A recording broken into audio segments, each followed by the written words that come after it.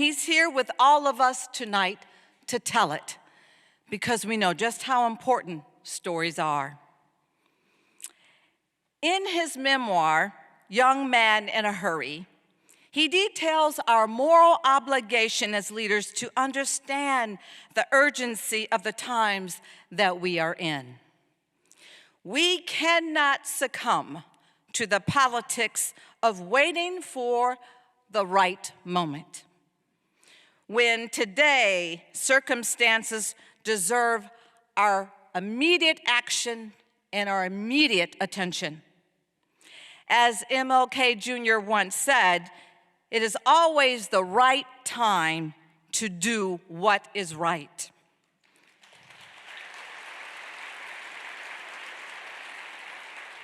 So I want to thank everyone that has come tonight. I'm so excited now to turn the rest of this program over to my very good friend and our excellent mayor of Atlanta, Mayor Andre Dickens.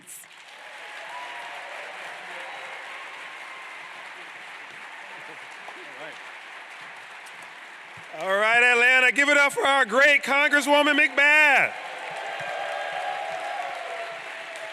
All right. Good evening, Atlanta. How y'all feeling tonight? All right, thank you all for being here and coming out. Thank you to the Rialto for allowing us to be here, Georgia State University, my grad school alma mater. Thank you for allowing us to host this here. We are proud to be one of the early stops on this great book tour of Governor Newsom. Atlanta's up top for everybody on the first of this list, and I'm happy about it. How about you? This new book, as you see here, Young Man in a Hurry, a memoir of discovery. And this is from Governor Newsom. He writes candidly about growing up between two worlds. He talks about taking bold risks and even overcoming dyslexia. The governor, of course, is no stranger to Georgia on both sides of the aisles. Democrats and Republicans know of his leadership, and now we're going to get to know him a little bit better tonight. And so we get the chance to hear directly from him about some of the stories and ideas that have shaped this awesome man. So please join me in welcoming California Governor Gavin Newsom.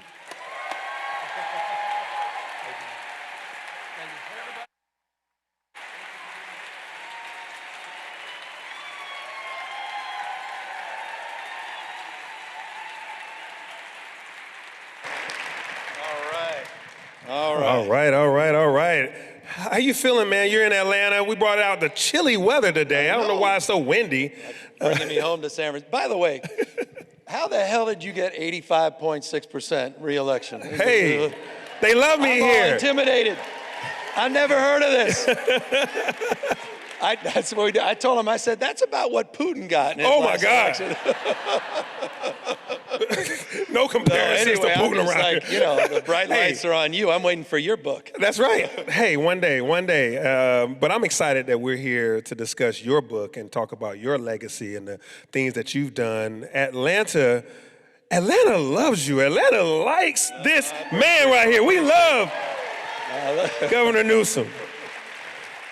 We watch you from afar, but we understand the challenges and the battles that you fight, even on our behalf. You lead this great state of California, but your leadership style, your demeanor, and who you are really cascades and take off across the whole nation and even across the globe. So thank you, Governor, for what you do. I appreciate it. Thank you for what you're all doing in this fight for democracy as well. Thank you. Yeah. So I know we're here tonight to talk about this outstanding book, and I'm going to get to that in a little bit, but I want to just talk about some of the things that I know Atlantans and Georgians and everybody has interest in, just hearing your opinion on certain things. Let's talk about leadership and leadership styles right now. You have a style. First of all, you look like a movie star, so I got a haircut yesterday. I said, I'd be damned if I'm going to be taking pictures beside a rock star, movie star, and I have my act together.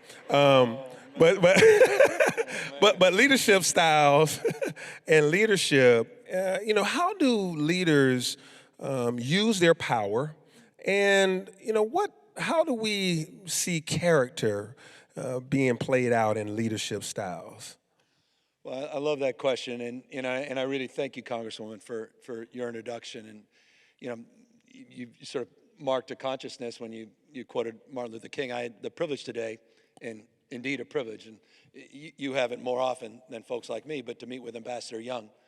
And we were talking about Martin Luther King, but we were also talking about who shaped Martin Luther King, those moments. He was talking about some of the examples of time that he spent with King in jail, visiting him every day. But he was talking in particular about Gandhi and how Gandhi influenced nonviolence, influenced King and the movement. And you asked a question about leadership. It got me thinking just as I was leaving. We don't celebrate President Martin Luther King Day in the United States.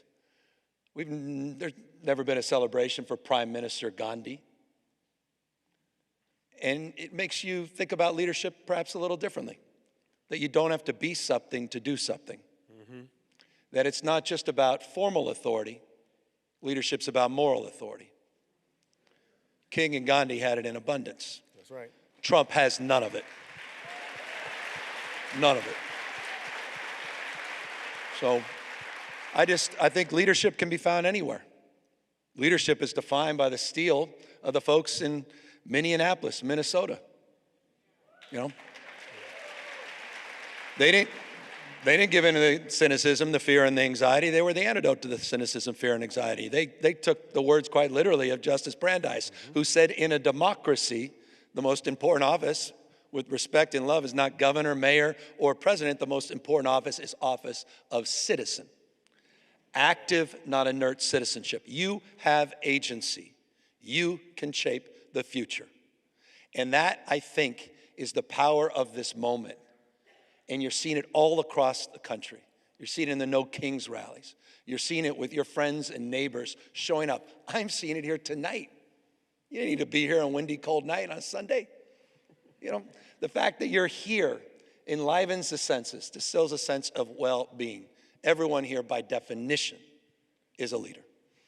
Outstanding, outstanding. Everyone can lead, and everyone can serve. And so, Governor, people in this audience, a lot of them know I always say, I draw circles, I don't draw lines. And we talk about drawing circles of inclusion and not lines of exclusion. And you just talked a little bit about that. So let's talk a little bit about what you think is dividing this nation at this time. And what would it take to bring us... Oh, y'all already know what's dividing this nation. We just want to hear him say it. So what? I love our audience, because this audience is this is like the church. They already talking back to us. So what do you think, and they think, is dividing this nation, and then what will it take to bring us back together? Well, I love that you do circles, but I have drawn a few lines. Particularly when Donald Trump tried to draw his own in Texas. All right. And we know why he did that, because he knows he's going to get shellacked this November. He knows he's going to lose the election, so he's going to do what Trump has always done, what he did after January 6th, where he tried to light democracy on fire, called your Secretary of State, demanding 12,000 votes. Passed his prologue. He did the same with Abbott. He said, I'm, quote unquote, entitled, think about that, entitled to 5 seats. Greg Abbott, obliged.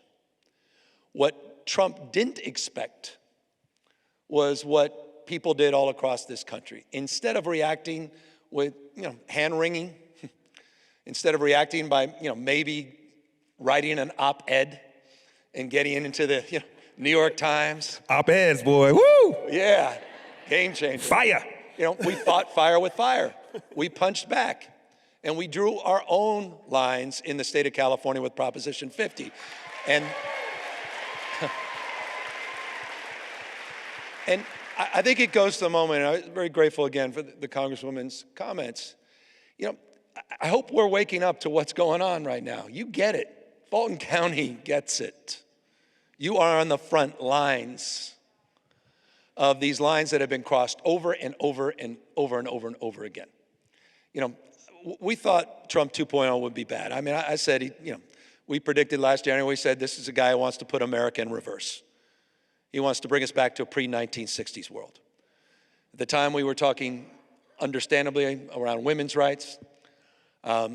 We've seen it with LGBTQ rights, civil rights, voting rights. America in reverse. But I may have been wrong when I said it was a pre-1960s world.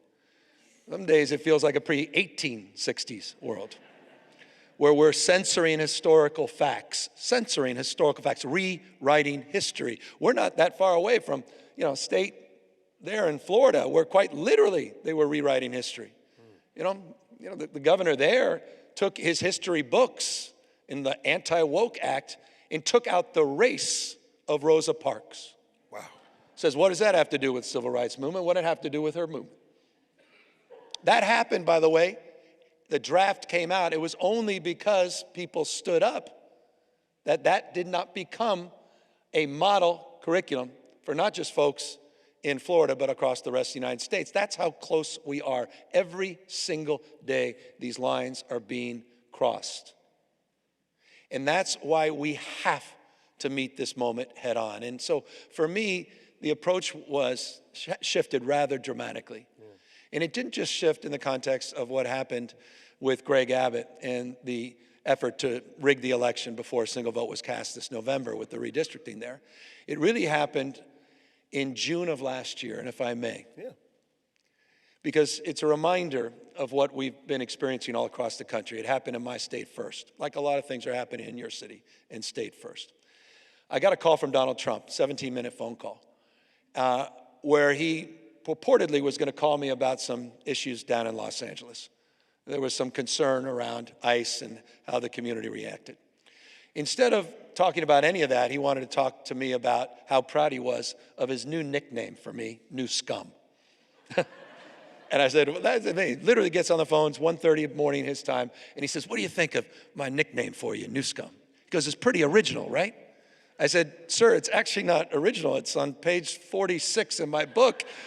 In 8th grade, they used to call me. Not 80-year-olds, 8th graders used to call me New Scum. Literally told them that. Anyway, you don't even want to know the rest of the conversation. One day you may know because they subpoenaed it for House oversight hearings. It went only downhill from then, but it was all BS. He literally, forgive me. Hey, keep going. We're loving this part. The next thing he said, he goes, all right, he goes, well, forget New Scum. He says, what do you think of MAGA? I'm like, says, it's pretty good. I said, but it's not original. Ronald Reagan did. He goes, no, he goes, how many hats do you think I sold last month? I said, how many hats? We're literally having this conversation. It's 2 a.m. In Florida. He goes, 200,000 hats. I'm like, that's amazing. That's amazing, sir. You're amazing. Anyway, so I don't know where the hell I was going on all this, except to say 17 minutes later, he hangs up. I go to bed, wake up to screaming headlines. Donald Trump says in Truth Social that he read me the riot act. And he said he was going to federalize the National Guard. This was the first city where he did this, June of last year. 4,000 of our National Guard were federalized. A few weeks later, 700 active duty Marines were not sent overseas, were sent to the second largest city in the United States of America, the militarization of an American city. And I said at the time it was a preview of things to come. People said, deep breath. We don't want to overstate it. Trump just being Trump. Well, you saw what happened in D.C. You saw what happened in Chicago. We've seen the tragedy unfold in real time in Minneapolis. We also had a second moment that marks my consciousness of the moment we are in. When we launched the campaign for Proposition 50, we did it in Little Tokyo in downtown LA. That is the site where we interned the Japanese, where they were bused. It's a sacred site. the Democracy Center, it's called. We launched the campaign. Hundreds and hundreds of leaders assembled. We also saw dozens and dozens of masked men that assembled right in front of the venue, intimidating people from walking in. And a guy by the name of Bovino, Greg Bovino, dressed up as if he literally just came off the set of a 1930s movie. We said after that event, this is a preview of things to come. On election day, November, Donald Trump tweets out, said the election was rigged, before the one vote was cast.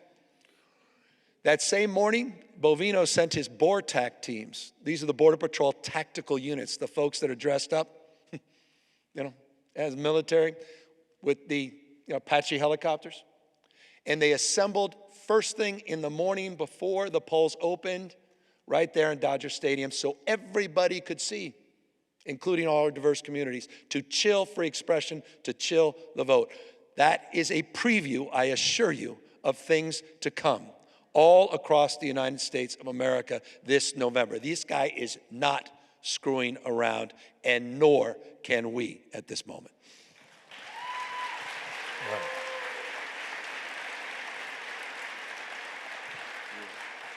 Governor, thank you for sharing that. That really is a sobering reality check for us and all across this nation, particularly swing states, key battleground states like the one we're in right now, the state of Georgia. We have leaders in this room that are taking notes from what you're saying about how to get prepared for November of 2026 as well as 2028. And I'm going to hold a 2028 question towards the end, so I think folks are going to want to stick around. So that's called a cliffhanger. So I'm going to go to some other stuff. So let's talk about the book. You're going to make an announcement, Mayor? I mean, I think half of us will tonight. but let's talk a bit about this outstanding book that I got an advance copy of that I was able to peruse a little bit. Young Man in a Hurry. What a title. I love that. Well, because you look at me, he ain't so young anymore, is what you're thinking. Well, first of all, you're an author with a pretty broad range. You've written a government book before, and you've also written a children's book. And so I just really appreciate that a man would be able to have that type of range to be able to write, kind of both books. But this book, though, isn't necessarily what anyone expected you to write, particularly thinking that you were going to write like a policy book or something like that. This book is different. What made you go in this direction at this time? It's a messy book. I assume if everyone had read it, there'd be some more empty seats. Because it's not a book, and this is not an indictment, and please don't read it as such, but you tend to see with a lot of political books, a little sanitized, a little safe. Understandably so. Why do you want to lay yourself out when you're trying to make a case for what you're advocating for? And I thought it was time to make a case for a little more authenticity. And that's hard if you're going to get serious about it. You're going to talk about your strengths, but your weaknesses. You're going to talk about your insecurities. You're going to talk about your anxieties. You can talk about your failures. You can talk about your mistakes. And that's what I did in this book. But in the process of writing it, I discovered things I never knew about myself and my family. So it's Young Man in a Hurry, yes, but it's also a memoir of discovery. I had a mom and dad that never talked about why they got divorced. I had a mom who never talked about her father, her grandfather. They didn't exist to me. And so in the process of learning more about them, diving deeper, I learned that my mom and dad got divorced. My mom was 19, pregnant, 2 kids. My dad was running for county supervisor in San Francisco, lost, turned around and ran for state senate, lost, was broke, and said he was broke in. I didn't know this, and left. My mom just had a panic attack. That politics had shaped the end of their marriage. Not knowing that, I always resented my mom years later, who always wished I didn't get into politics. And I never knew why. A memoir of discovery. I discovered what hard work and grit really looked like in the face of my mom. I didn't fully appreciate her.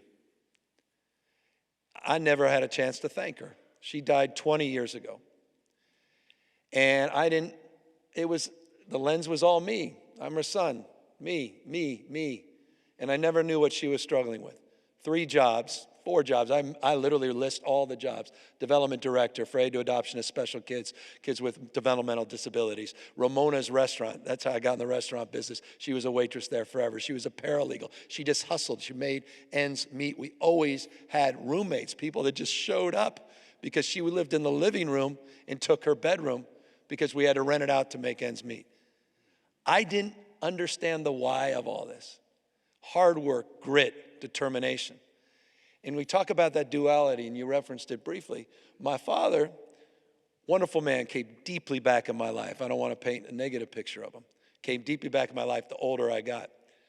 But he had some relationships and friendships that took him in a completely different direction with tremendous wealth and privilege. He didn't enjoy the wealth, but he enjoyed the proximity to it and the privileges that came with it. And that relationship between my father and my father's world and my mother's world is really the journey that defines my life and why I'm here. And so I laid it all out in pretty raw and emotional terms. And there are a number of stories there that really underscore and highlight that, including being with my mom when she took her last breath. But this is a book that just tries to lay it all out. And it's a book that will, make you, to the extent of any interest, not just understand me, but I think the world we're living in. What it's like for single moms. You talk about heroes. What it's like, right? What it's like for so many folks that, are out there. We were talking about 52 paychecks. That don't work. 104 don't work anymore. Right. And in living that example, and then on the flip side, spending time overseas on private planes and yachts with the Getty family. 2 completely different worlds that sort of mark so many moments and stories and memories that are all part of this memoir. Yeah, you definitely have an upbringing of 2 separate lives. As you just mentioned, your father's relationship with the Getty family. That's quite different, stark contrast to your mother, who you hold so dearly. And I'm grateful that you got a chance to just meet my mom, a single mother that raised my sister and I. Sylvia Dickens here, so thank you, Mama. Love you. You just taught us something, and that's to make sure that we tell the people that we love them now, and thank our mothers and thank those people that helped us. So those of you that are in the room with your mom, hug them tight. But what would you like for us to take away from that? What would you like for the reader to know more intimately about you and how those two separate lives that you had together and the tough decisions you made and the risk that you had to take, and even growing up with dyslexia and all that, like, what do you want us to take from that and where you are today? Well, that like so many folks, I put a mask on, and my face was starting to grow into it. I think I think it was maybe Oscar Wilde who said, the first act in life is we all strike a pose. The second act, no one knows. You got to figure it out. I'm in the second act. And I talk about that.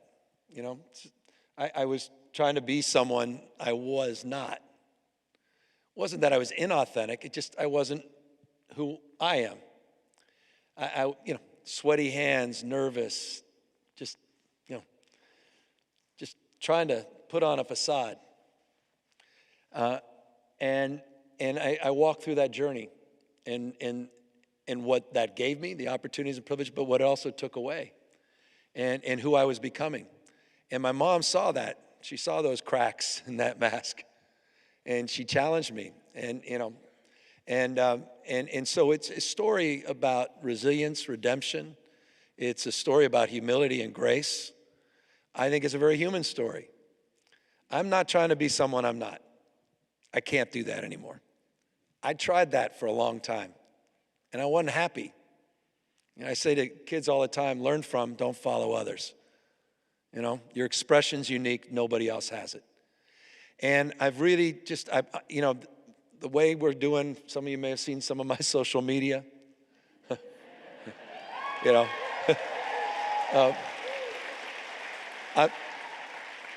I'm on the other, you know this, I'm on the other side. I just am. I'm on the other side. I don't want to dream of regretting anymore. No coulda, woulda, shoulda. It's all out there, and I just want to put it all out there. I'm not trying to impress you. I'm just trying to impress upon you. I'm like you. I'm no better than you. I'm a 960 SAT guy. And I'm not trying to offend anyone, trying to act all there if you got 940. But literally a 960 SAT guy. I cannot, you've never seen me read a speech because I cannot read a speech. Maybe the wrong business to be in. My dyslexia, I haven't overcome dyslexia. I'm living with it. I was the guy in the back of the classroom and my head down, just praying the teacher didn't call on me. I went through, I think I lost count of how many schools I had to go to. And, I'll never ever forget. My mom's choice was never to label me.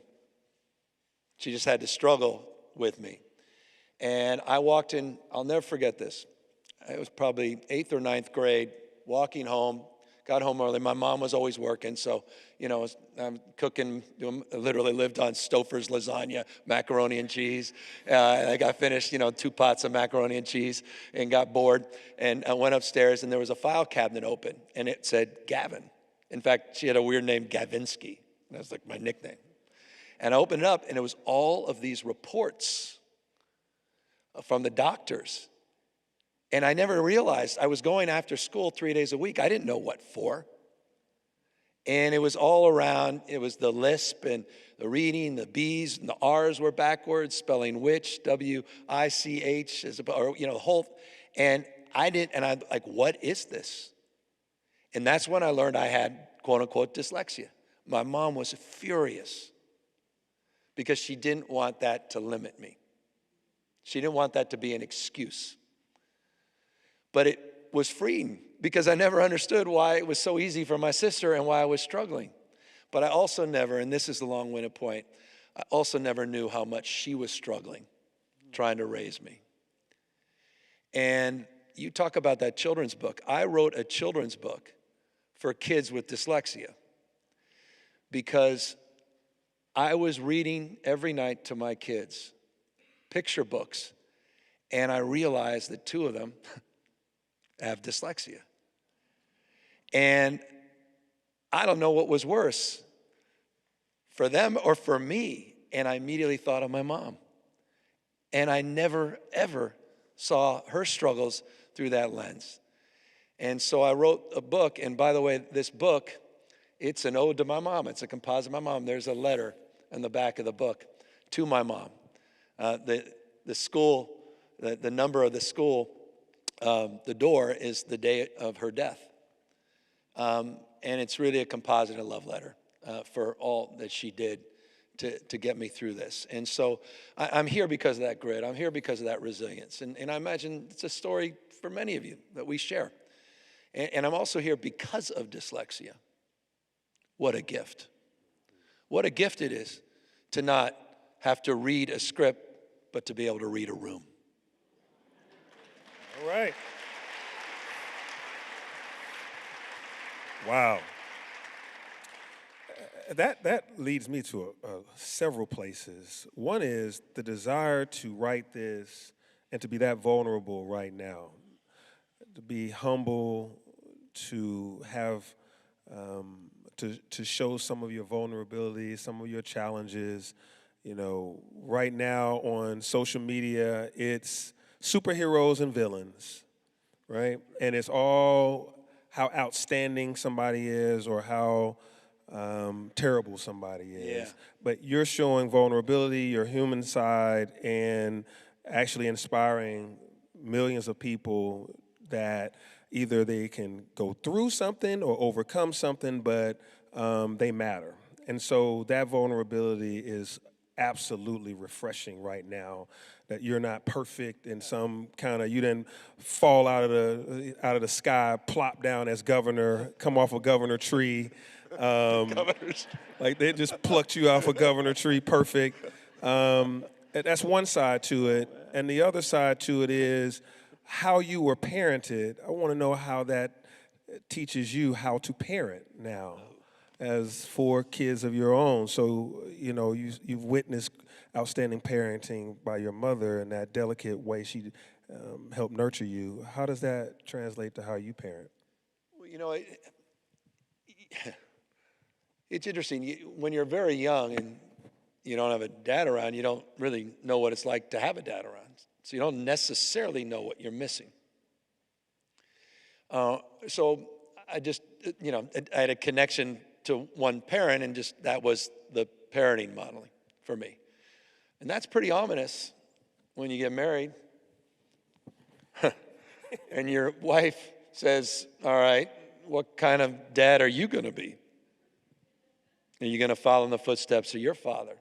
Or are you going to be here for the kids? And I write a lot about that. I write about how I struggled to be the father that I'm trying to be today and think I am today. When we had that first daughter, Montana. And, you know, I write in very unflattering terms how little I changed diapers, how that young man in the hurry was out there as mayor doing his thing. Honey, I can't be home. I'm sorry, I'm going to be late. You know, can you do the swaddle? I can't figure it out. And how she challenged me. I married Jennifer. I mean, where do we begin? And I've got 4 beautiful kids, two girls, 2 boys. Dutchie was the surprise. Like, right, it's always the surprise. It's like, oh, God. By the way, he surprised a few people. Imagine this. I lied a little. I do read speeches once every 4 years on a teleprompter when I have to at the inaugural for my governors. I didn't know what else to do. And so I must have spent 1,800 hours on this 18, 20-minute speech. And I'm just stiff as a board.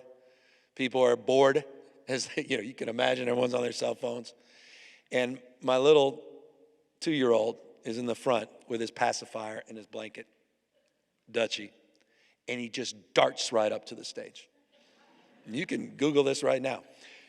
And he runs up and he's standing. People are starting to laugh and move around. I'm starting to panic because I can't, if I move off the script, I may never find it again. Total humiliation. I'm like, acting like I'm not noticing anything, and everybody's eyes are over here because he's running around the stage.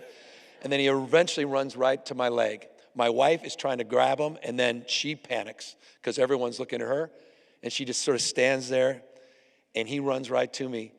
And I stop, I look down, and you just have the instincts, right, of a dad. You just pick him up. And what does he do? Puts his head right on my shoulder and starts falling asleep. And what do? Total panic. I keep reading the speech. Acting like there's nothing going on. It was the best speech I ever gave. No one remembers a damn word I said. But it made them feel something. By the way, including, it's in the book, Donald Trump, who called me the next morning. Really? He was not happy. I said he actually paid attention to what I said, which was not particularly flattering of him. But he was very flattering of the family, which was interesting. It says a lot about who Trump is and what he values. But that moment, I valued something pretty profound. And that was my relationship to my kids in a deeper way. And I don't want to screw it up. I got divorced once, no kids. And interesting, I got divorced someone who was, you may know this, fiance of Donald Trump Jr. You can leave now if you choose. And, you know, mistakes. I'm staying in my lane right now. Stay in your lane. I was like about to say. I'm glad you scanned the book and didn't read the book. This would be a different interview. The point was, I don't want to screw it up again, and I don't want to screw up my family. I don't want to, I love my dad, but I think he missed a lot by not being there at those games. Mm-hmm. He missed a lot by not changing the diapers. Right. He missed a lot by not soothing us to try to go to bed. He missed a lot by never reading us. He did. He tried to make up for it, and I'd love to talk and make up for the way I'm describing him because, boy, I'm blessed. My dad, by the way, who lived literally long enough, was a miracle just to see his son get elected governor, and then passed away shortly thereafter. So as we acknowledge, this is not a policy book or a government book, but you do talk about some government issues. I mean, you were a board of supervisors in San Francisco, then the mayor of San Francisco, then the lieutenant governor of California. Yeah, don't forget lieutenant governors. We need hugs. We need hugs. And then, of course, the governor of California. And so you have seen a lot of local and state and national and international. California is huge, economy diverse, people diverse. So you have a lens that is pretty broad. So just wanted to, cities, I'm a member of the U.S. Conference of Mayors, as were you when you were mayor, back when you were just one of us little guys. But we all deal with housing and homelessness, and you talk about that in the book. So how do you want to, share with us about that challenge on a scale of a whole state or a nation even? Well, look, I've had the privilege of being in many different roles in local government. My first was as a parking and traffic commissioner. That was kind of the peak of my career when I got appointed to the Parking and Traffic Commission by my mentor, Willie Brown. Kamala Harris and I both got sworn in the same day. I got sworn in as mayor. We walked across the street, and she got sworn in as district attorney. And both of us have one person that had an outsized role in our life, and that was former Mayor Willie Brown, who really launched my career. And I'm so blessed by that, and I wouldn't be here without him. Just incredible. But I had to do a little work as president of the Parking and Traffic Commission. I just want to say, appreciate me, thank you. And at a relatively young age, I was 26 years old, had opened my first business and grown it to a few little restaurants. And again, this young man in a hurry, sort of moving up. I was starting to get active in local government. The reason Willie appointed me is I was very active in his campaign, trying to get young people involved in the campaign. And true story, it's in the book. He got really angry with me because I was interviewed because I was trying to get a permit for one of my businesses. And I said, it's impossible to get a permit in this city. It is not a business, I should have said this. I forgot he just became mayor. I said, it's not a business-friendly city. Boom. And so Willie calls me and literally goes, Newsom, I'm going to make you part of the problem. I'm going to shut you up. And that's why he appointed me to commission, so I couldn't criticize him anymore. He's a smart politician. But that was kind of the entree into politics. But I was that small business person. I was the entrepreneur. I wanted to iterate. I wanted to try new things. Again, that's the dyslexia brain, sort of this entrepreneurial mindset, problem solving, and just trial and error. And I had that mindset, and I thought, you know what? As I became a county supervisor, I wanted to bring that mindset in the work I was doing. I believed in best practice. I believed in the old Peter Drucker, management by walking around, Mr. Mayor. We get that, right? Yeah, walk around. There's this hard-headed pragmatism. When you run a business, you can't blame other people. No one cares about your problems, man. You got to hustle. You got to make things. You recognize you have agency. You got to shape the future. Your competition moves over, they lower the price. You're not going to survive unless you can figure out a way to make something work. And I tried to bring that work and that energy into the work I was doing on the County Board of Supervisors. But one thing that was always driving me, and it goes to the issue of housing and homelessness, is success leaves clues. The power of emulation. And this idea that there are people with similar struggles that also are iterating. And you have to have the humility to learn from folks you may not even agree with. Now, I try to do this, and there's a lot of friction. I've got this podcast where I'm trying to do this in real time. And not everybody's aligned with that, and I respect that. Where I bring people on, voices that I vehemently disagree with. But I want to understand what motivates them so I can understand how to compete in the world we're living in. And that was my mindset when it came to the issue of homelessness and housing as a supervisor, as a mayor, but it's also been the source of so much of my setback and struggle. And I write a lot about that.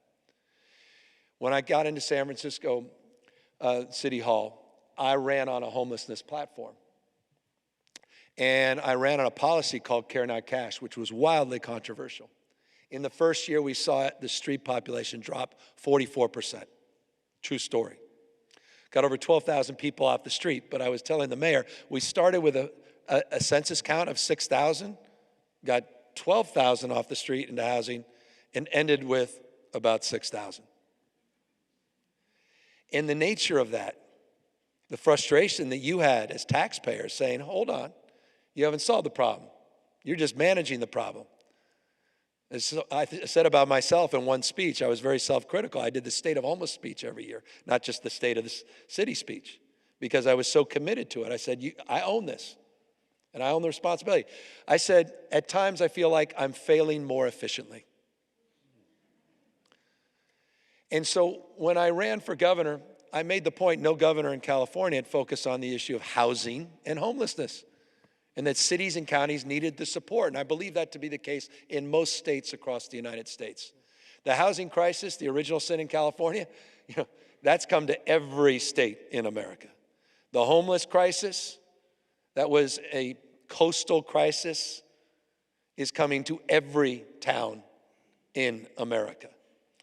And so when I ran on a framework policy to begin to do something about it. And the first few years, that's not in the book. This ends in that first few weeks of my tenure as mayor, or as governor. I played small ball. I mean, they were triumphant wins.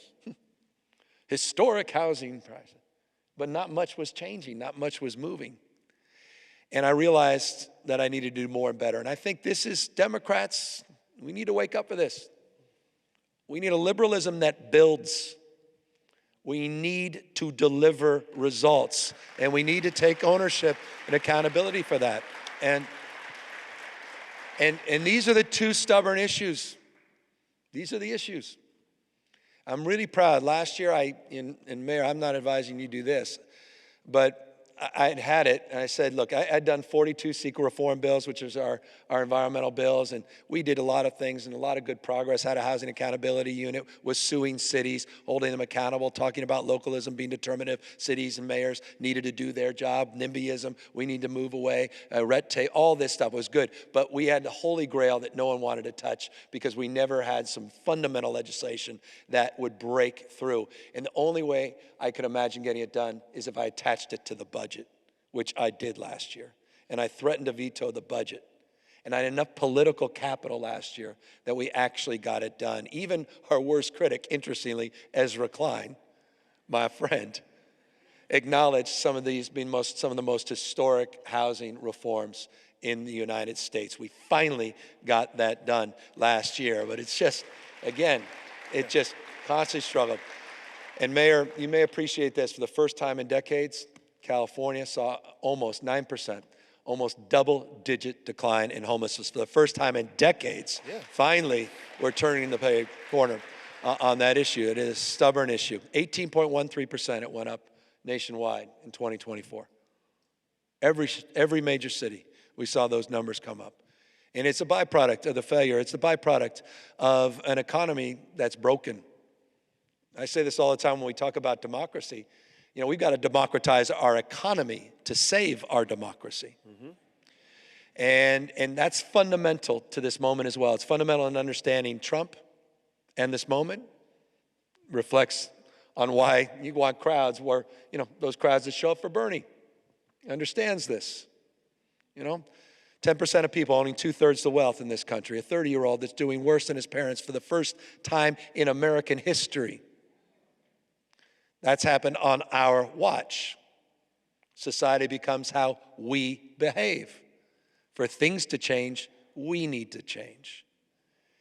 That's the approach, that's the mindset we've tried to take. It's the approach, the mindset we need to take through 2026. 2028 is interesting. 2026 is the whole game. It's the entire show. Yeah. Nothing else matters. Yeah. It doesn't matter. It just doesn't. We'll lose this republic. Trump's not screwing around.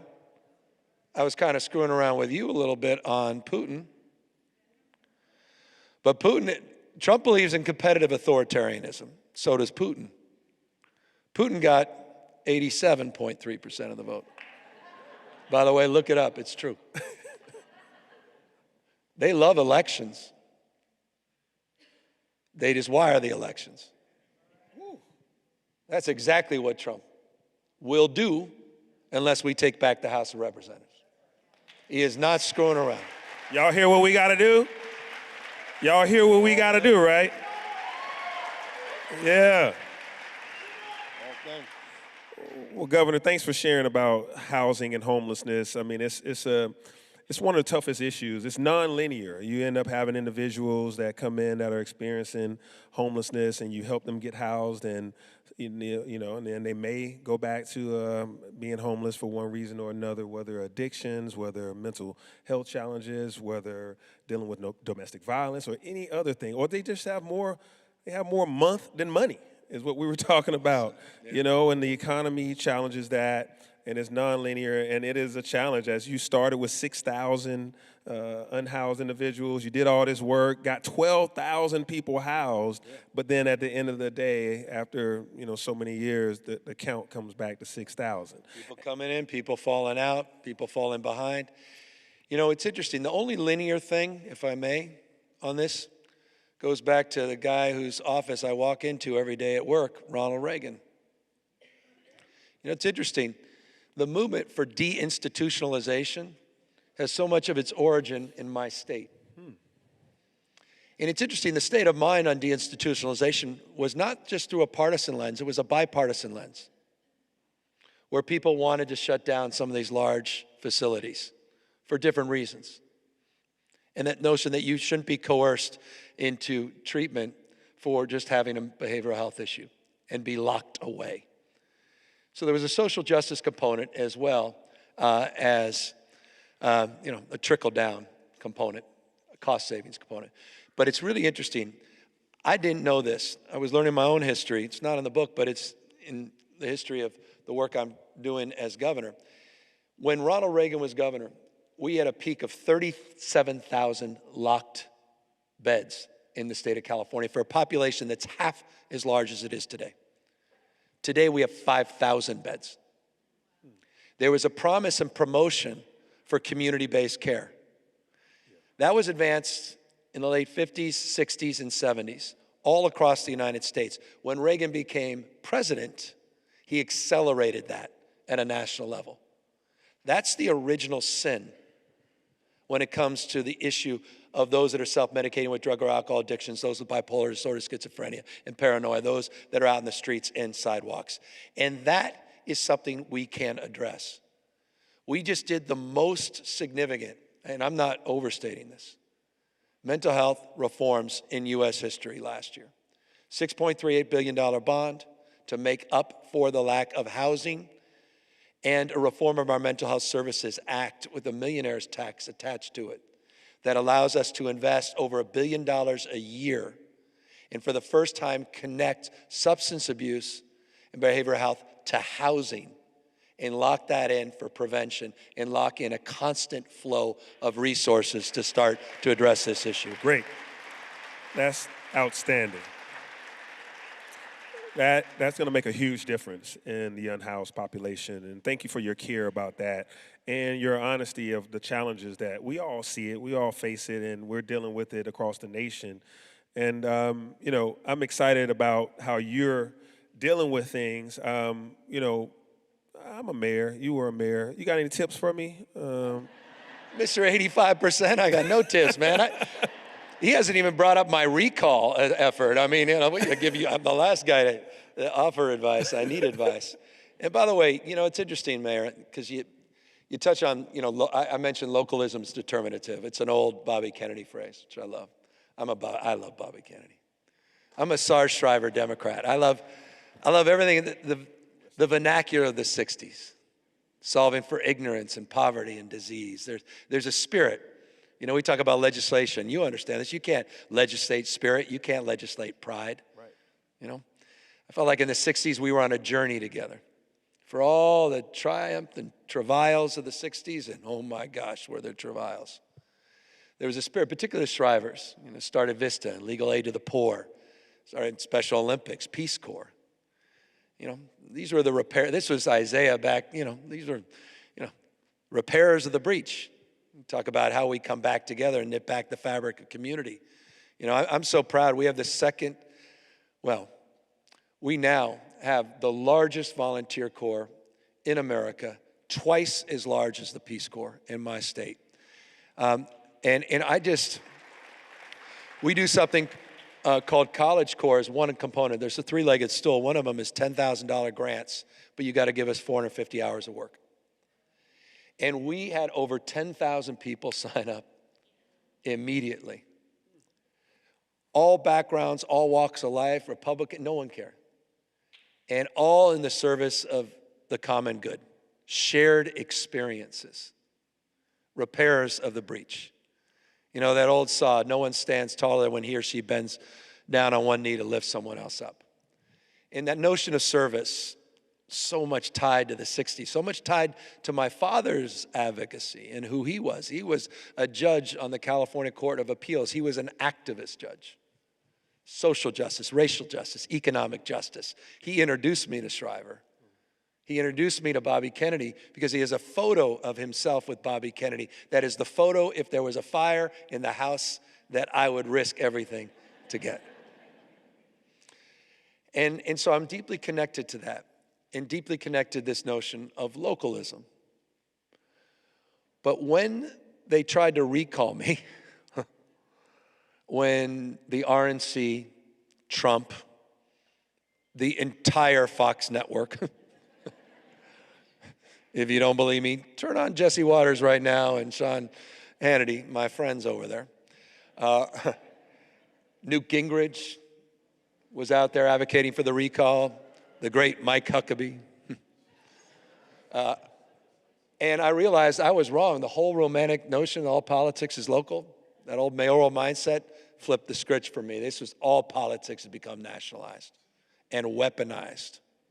They try to take me out. That's pretty humiliating. I don't know if you may face a recall campaign, but when it gets on the ballot, there's some finality. And by the way, if you've ever seen The Terminator, I'll remind you, he terminated Governor Davis in a recall. Wow. It has precedent in my state. So my state of mind shifted pretty dramatically with that experience, and I came out of that with a mind stretched, and it's never gone back to its original form, about what politics has become, as you describe it. And that's changed everything for me. My approach, the humility of that, the finality of a recall, just shifted things. The sense of urgency and policy making, willingness to push the envelope and take risks and move further, to be willing to fail, to increase the number of tries. And I think that's foundational. I got in a lot of trouble a few years back. Nancy Pelosi called me, and don't be on the other side of Nancy. And after Dobbs, I was down at the LA Planned Parenthood, and I said, where the hell is my party? And I just felt like we were on the other side of everything. I mentioned what DeSantis tried to do with the social studies book. It wasn't just that. I mean, CRT, I'm like, what the hell? Why are we all talking about CRT? No one even knew what it was. You know, weaponizing grievance, belittling other people. I mean, 4,340 books last year were banned in the United States of America. Look that up. Banning books, banning speech, what they can say in the classroom, in the boardroom, DEI, ESG, and we are constantly on the receiving end. Democrats were constantly shapeshifted by this. They were flooding the zone. Facts don't matter. It's narrative. Trump understands that. Fox understands that. One American News understands that. Breitbart understands that. Drudge understands that. Newsmax understands that. Democrats, wake up. We have got to recognize the asymmetry of that. And so that's reflected not just in my social media, but in my Patriot shop that's online. And if you haven't visited my Patriot shop, I highly recommend it, particularly because I just got a new set of Trump Signature Series knee pads. Yeah. Brand new. And the reason they're new, Mayor, is the old knee pads sold out, just like our universities were selling out. Just like our law firms were selling out, just like corporations and media was selling out to Trump and Trumpism. And we got to call that out. We will lose this republic. Folks out there are complicit. It's sick what's happening this moment. Handing them fake peace prizes, kissing the ring of this king, the great grift. That tariff thing, that wasn't the reason he was so unhinged on Friday. Wasn't just about his policy agenda. It was his profit-making agenda that was impacted. And if you think I'm exaggerating, you don't need a lot of searches on that little Google engine of yours. Look what he did on the tariffs in Vietnam. Until the Vietnamese fast-tracked his golf course and $1.5 billion Trump project. No sooner did they do that he dropped the tariff 26%.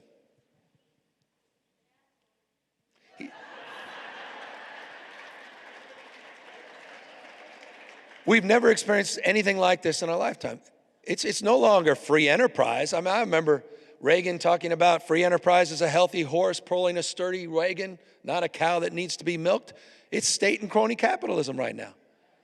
What's AMD doing? 25% tithing. You know, I love NVIDIA, but they're doing 25%, 10% of Intel. You know, golden shares at US Steel.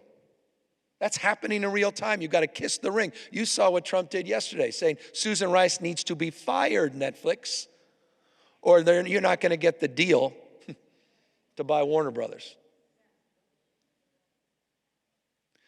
That's why I have these knee pads available for sale in bulk on my Patriot site. All right. Well, you were already a legend, but then you became even more of a legend with your online presence and how you spar with Donald Trump online. Are y'all following him on social media? By the way, I may need you to show up in line to help me get bail so I can get out of jail, because there's no doubt I'm on that list. That's coming next. That will be a hell of a book as well. That's next one. But you go toe-to-toe with him, even from when he got off of the plane, and you made sure you asserted yourself with the handshake and then all the meetings, and then now all that on masculine stuff. That's Jesus, right. Yeah. Oh, my God. My wife is like rolling her eyes. Oh, God, the two of you. Sandbox stuff here, man. But sometimes it's got to go that way. So, what kind of feedback are you getting from that approach from your staff, your team, and others? It was pretty negative at first.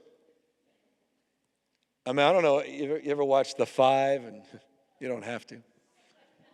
But it was really interesting when we started doing the all caps tweets. I mean, Fox just lost a gasket. They must have done 70 or 80. It was 2 weeks, wall to wall. Newsom's mouth should be washed out with soap. Where is his wife? With no situational awareness. That they have been countenancing this and Trump without saying a word. They've allowed it to be completely normalized. Trump dressed up as the Pope, dressed up as Superman, wanting to put his picture up there on Mount Rushmore. Not a word was spoken until we started to put a mirror up to this. And it wasn't a mirror up to Trump. It was a mirror up to all of those that are complicit at this moment and that are enabling Trump and Trumpism, that will sell out this country. And I think now, people are enjoying that there's a little humor behind it as well. And, Democrats, I think we can learn to be just a little bit more humorous. Yeah. Sometimes a little less judgmental. Just let it flow a little bit. And I mean, seriously, that's what this book, I'm just trying to, honestly, let it go, This is a book not about anyone that's perfect, it's about persistence. And with Trump, we have to be persistent. Every day you got to keep coming over and over and over and over. What Orban, what all these guys, Erdogan, and what Putin have in common is they just wear you down. Shock and awe. They flood the zone. They wear you down and you get exhausted. You can't take it anymore. That's what they're counting on. You punch these guys, they're paper tigers. Their weakness masquerading as strength. That's Donald Trump.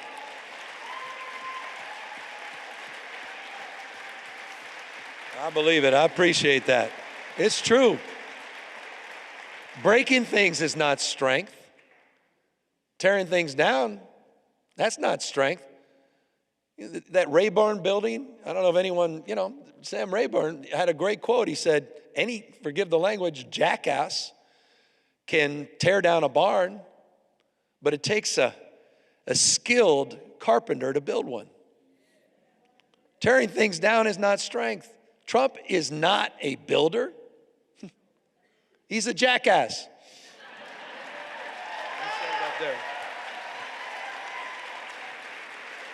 Forgive me.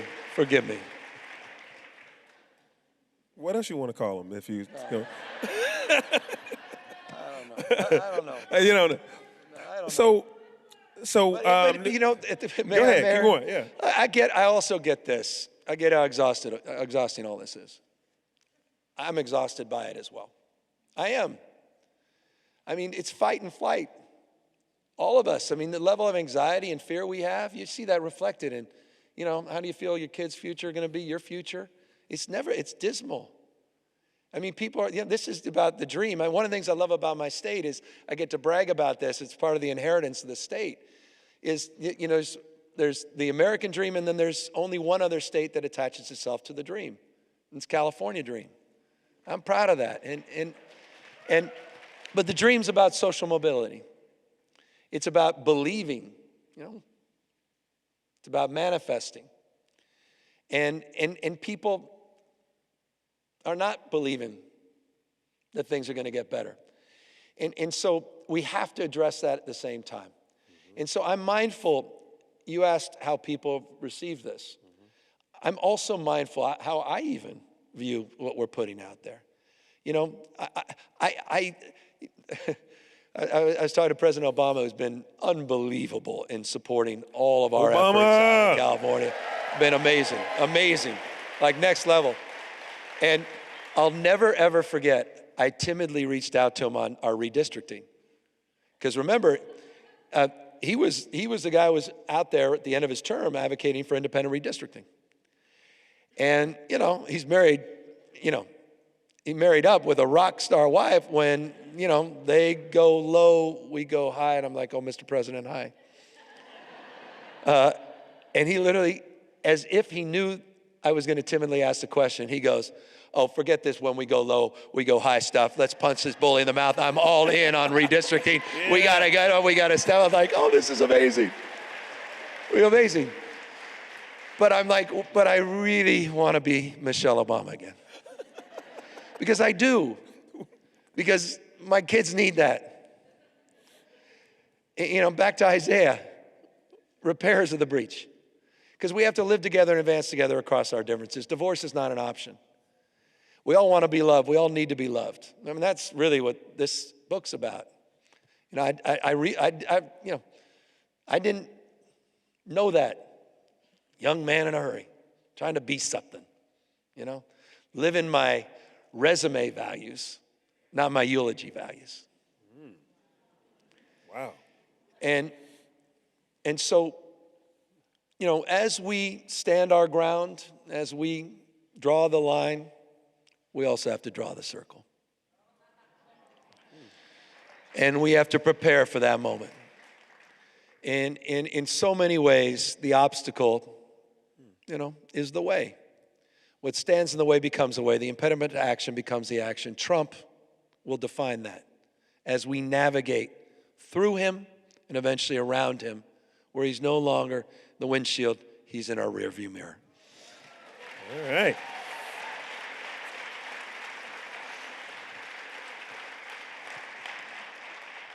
Speaking of 2028, there was a recent New York Times article that was talking about potential presidential candidates in 2028. And you were at the top of the list, sir. So what's your reaction to that? What have you been thinking about that? What's your reaction to it? I'm sure you read it. What you got to say about it? It's extraordinary. You know, I told you I wasn't exaggerating when I got that call from Trump, and then I woke up 12 hours later, that Truth Social, everything shifted. As I said, that was a line that was crossed. I mean, I saw communities on edge, the emotion. I go down to LA, walk in our diverse communities. And remember, I live in the most diverse state in the world's most diverse democracy. I live in a state that's majority minority. I live in a state, 39, almost 40% Hispanic. 27% of my state's foreign born. We're a universal state.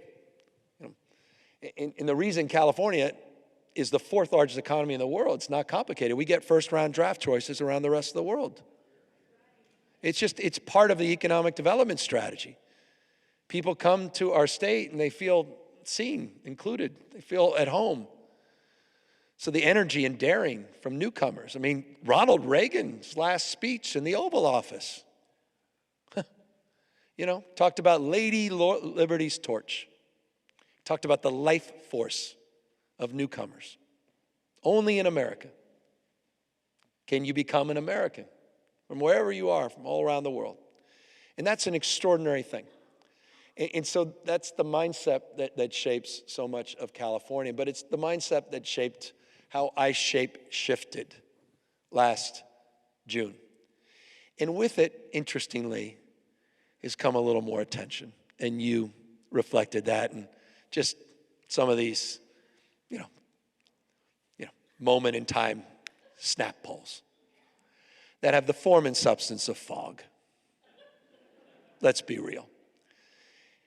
How many more chapters are going to be written? The story of Atlanta and Georgia, the American story, between now and, you know, June of 2026, let alone June of 2027, when they're in the middle of 3 forums, because you have 3 stages of candidates that are all out there auditioning to become the guy or gal on the white horse to come save the day in 2028. So there's humility in that as well. Fate. Do you meet the moment? Does the moment meet you? What's your added value? Can you look people in the eye and honestly say that I offer something that differentiates itself from the other extraordinary people that are up on this stage? If you can't do that, don't do that. And if you don't have a burning why, you don't even deserve to be in the conversation. And Nietzsche has said it, said, you know, if you don't have a big enough why, you'll never endure the how. And you've seen that. How many times have we seen some of the brightest, most extraordinarily accomplished people, they get in the presidential race, this MRI for the soul, as Axelrod calls it, and they can't answer the question, why? I know why I'm here now. Oh boy, do I know why I'm here now. I know what this moment represents to me and what I believe it represents to you. But there's many moments to come. And we'll see where that journey takes us. But that journey, and this goes back to the book, that's a journey I won't go on alone. That's a journey I need to go on together with my kids and my wife. And I did this little Sunday show today with Dana Bash, and I was surprised. My wife, I don't think, was very happy, reflected in the conversation. So let me rephrase that. Was not very happy that I mentioned that my son, Hunter. I saw that. Yeah. This is, tell it. Your That's son, not easy, man. Yeah, your son My is son like, Hunter said, "Dad, are you running for president?" I said, "I'm not." Where'd you read that? And I said, "No, I'm not." I said, "I never do it without all of us." And he goes, "Well, Dad, I don't want you to do it." And he's 14, and he said, "I'm still too young, and you need to be at home." And I'm serious. Like, what do you like? How do you write a book about your mom and dad? How do you talk about a marriage? How do you talk about regrets and not dreaming of regretting? How do you talk about what matters? How do you talk about those eulogy values? Because who's going to be there at the funeral? No one cares how many terms you served. No one cares how many awards you received. It was who were you? Who did you show up for? And if you can't show up for your kids, so that decision, whatever it may be, they're going to make it. all right, hear, hear. Hear, hear. So there's so much more we can get into, but I want to make sure we're conscious of time. And I do just want to, you got a lot of Atlanta, and Georgia folks here, people that care deeply about our democracy, a lot of voters here. What would you like for them to leave with tonight, but also as they read your book? What do you want them to have as a takeaway from your story? Well, I hope you write your own story. This is a story I wish my parents wrote.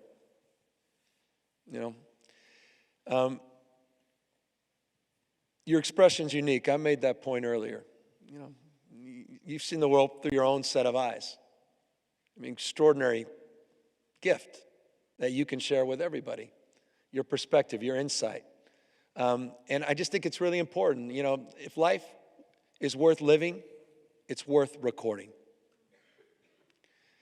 Even if you just write a journal, what a gift. And I say that because this book ends, last words in the book, are with my daughter, Brooklyn. And we discovered, she called Grandpa, my dad, Papa Pops. And after his death, months and months after, in the middle of writing this book, we're in his bedroom. And what he left no money. He left his book collection in a small little cabin in Dutch Flat, California. That's why my son's name is Dutch. Talk about Main Street. We did 4th of July there every year, and we had to go in circles like 25 times because there's only like 10 of us that lived in the town. And we walked in, and there was a book. It was not all his fine books, but there was a book that had just a different cover, and it had nothing on that side, true story. And she walks up and pulls it out, and she's looking at it. And I'm like, "Oh, what are you looking at?" And we realized it was his diary. No one knew he wrote a diary. And the final words of the book are about the two of us trying to read it, but we can't read his handwriting. And it ends on that because the more I dug in, the more nervous I was, the more I, missed him, the more concerned I was how I really didn't know him. And it ends with the two of us quietly putting the book back on the shelf. And it reads much better than I just described. But it really is a beautiful bookmark. The book starts with me sitting out there on a bluff near Sacramento, looking out over the American River, where the story of the West really began with the discovery of gold. Eureka, Eureka, in Marshall, just a stone's throw away, and how I remember going down the rivers of the American with my dad, again, an environmentalist and activist judge. And it ends as this memoir of discovery and learning about him and the journey we're all on. And it's a journey we are all on. And so write your own story, but also know that the story of this state and our nation is also being written by you. And you're the authors. And if we're going to save this republic, the best of Roman Republic, the best of Greek democracy, this notion of co-equal branches of government, popular sovereignty, the rule of law, if we're going to preserve the rule of law over the rule of Don, I hope it's dawning on all of us how important each and every one of us is in writing the story of America's 250th anniversary, so that we can enjoy 255th anniversary and enjoy the fundamental, this enduring and historic project of our founding fathers. So I just, again, thank all of you for showing up. You distill me with a sense of well-being. You're showing up. Thank you, I'm sure, not just for yourselves, certainly not for me, but for each other. Thank you for not giving in to cynicism. Thank you not for falling prey to all the negativity. Thank you for not falling prey to the anxiety. Thank you for being an antidote to all of that. Thank you for standing up. Thank you for standing tall. And thank you, more importantly, for everything you are going to do for our state and country and the world we're trying to build between now and 2026, when we will proudly watch the next speaker of the House of Representatives take that gavel by the name of Speaker Jeffries. All right, you heard it here. Atlanta, ladies and gentlemen, let's get on our feet and thank California Governor you all very much. Gavin Newsom. Thank you, guys. Thank you, everybody, for coming out. It's amazing. You're the best. Thank you. That was great.